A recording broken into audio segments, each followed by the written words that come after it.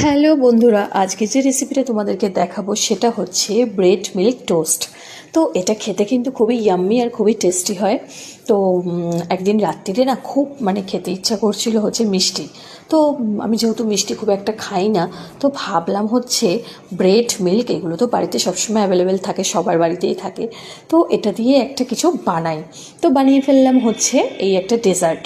তো চলো ফটাফট বলি যে কিভাবে বানালাম। তো আমি ব্রেড নিয়ে নিয়েছি, আর দুধ তো সবসময় থাকে বাড়িতে, এটা গরুর দুধ ছিল। আর হচ্ছে এখানে হচ্ছে হানি আর বাটার ছিল।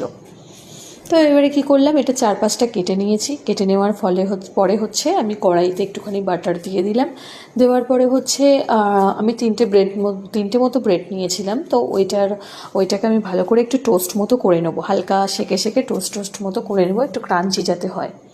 তো এটা 4-5টা একটুখানি বাটার দিয়ে দিয়ে একটু ভালো করে হালকা একটু নাড়াচাড়া করে নেব।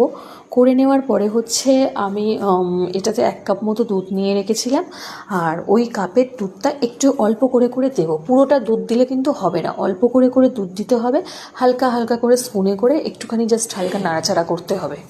করার পরে এবারে আরেকটুকু দুধ দিয়ে আবার একটু নাড়াচাড়া করতে হবে।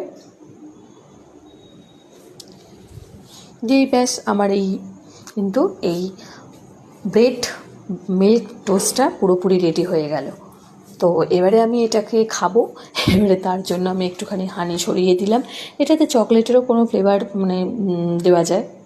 তো আমি হানি দিয়ে খেয়েছি। তো এটা যেহেতু একটু মিষ্টি মিষ্টি হবে ব্যাপারটা, তো এটা বেশ ইয়াম্মি আর খুবই টেস্টি আর খুবই একটা হেলদি খাবারও বলা চলে। তো বেশ খেতে কিন্তু খুবই ভালো লেগেছে। আর তোমরা কিন্তু বাড়িতে এটা কিন্তু বানাতেই পারো, এটা খুবই টেস্টি খেতে। আর বেশ দেখতেও কিন্তু খুব সুন্দর হয়েছে। তো যাই হোক, একটা খুবই ছোটো একটা রেসিপি আর খুবই একটা ইজি রেসিপি তোমাদের সাথে আজকে শেয়ার করলাম। সবসময় ওই বড় বড় হাবিজাবি রেসিপি না করে, তো এখানে মাঝে মধ্যে ছোটোখাটো রেসিপি কিন্তু মাঝে মধ্যে কিন্তু তোমাদের সাথে শেয়ার করব, যেটা খুবই ইজি হবে আর সবাই বানাতেও পারবে তোমরা।